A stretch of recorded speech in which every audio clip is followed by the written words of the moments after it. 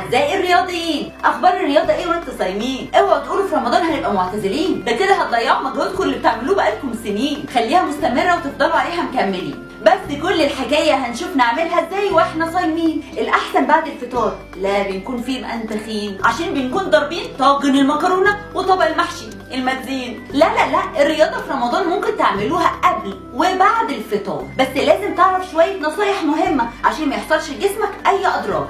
إذا كنت ناوي تمارس الرياضة بتاعتك قبل الفطار فلازم تبقى مدة التمرين من 45 دقيقة لساعة، وما تبقاش رياضة عنيفة أو محتاجة لمجهود جبار، لأن جسمك مش بيبقى واخد الطاقة الكافية اللي يخليه يعمل مجهود شديد، وبالتالي لو ضغطت عليه هيجيب لك الكافية وتودي نفسك في حديد.